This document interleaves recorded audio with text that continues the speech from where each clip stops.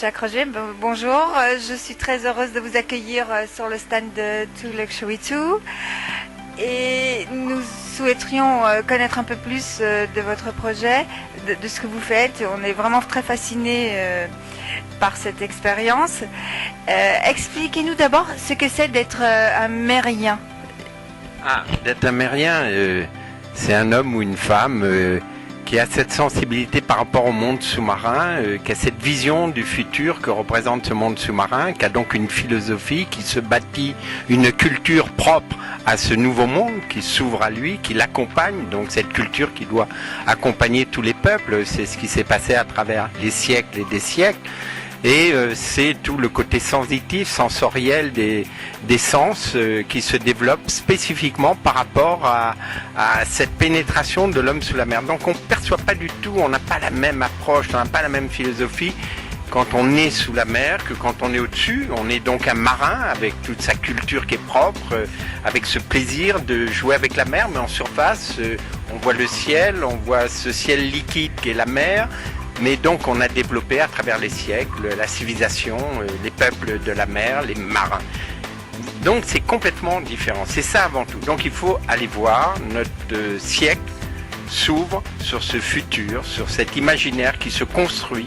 Et donc en tant qu'architecte, designer, vous voyez ici, ingénieur, on va bâtir suivant les préceptes du développement durable, c'est-à-dire cette fois-ci montrer que la technologie est au service, accompagne nos civilisations, permet de se surpasser, d'aller dans l'espace, d'aller sous la mer, mais avec ce respect qu'on doit à la nature, de le faire autrement. Donc il faut imaginer des engins nouveaux.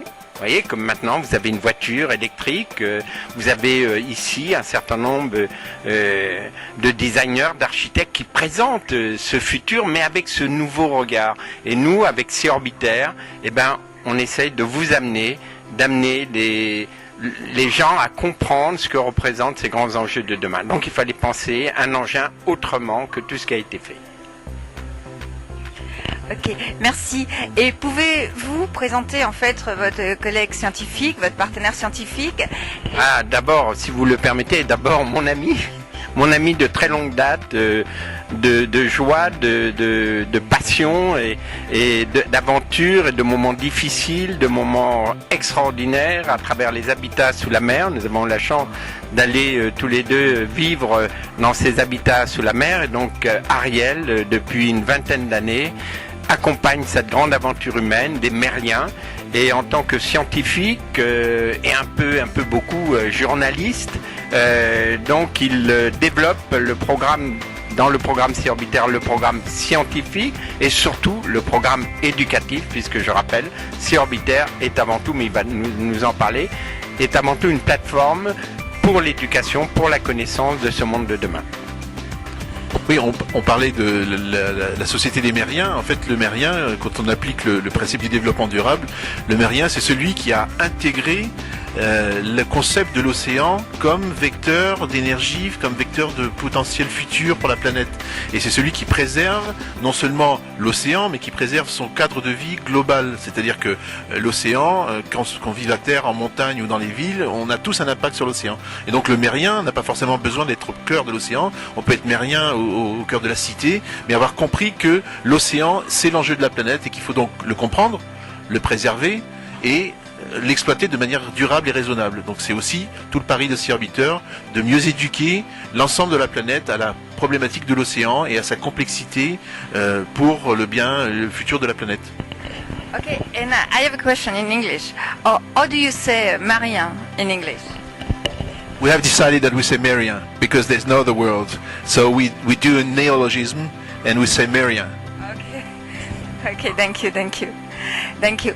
Anyway, it's one of the most beautiful projects on this salon, and I really wish that the whole world will see that and will encourage you to go on in that direction. What is really luxury for you? If you have to say it in one word, but it's the same. En français, c'est quoi le luxe pour vous? En un mot, en un seul mot. Le luxe, pour moi, avant tout, c'est vivre ses rêves, pouvoir obtenir quelque chose qui vous fait rêver, et qui est difficile d'acquérir. Mais le luxe, ça peut être aussi des choses simples. Le luxe d'avoir de l'eau, par exemple, de pouvoir boire de l'eau potable.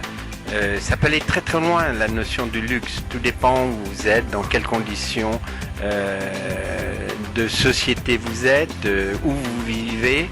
Le luxe, c'est quand même avant tout de pouvoir bâtir ses rêves ou de posséder des objets qui vous sont chers ou qui vous font vibrer, qui vous font rêver, qui vous transportent et qui vous accompagnent soit momentanément, soit tout le long de votre vie. Pareil, c'est... Ouais. Non, mais c'est ça, le luxe, c'est pouvoir aller au bout de ses rêves. C'est vraiment ça. Hein. Merci beaucoup.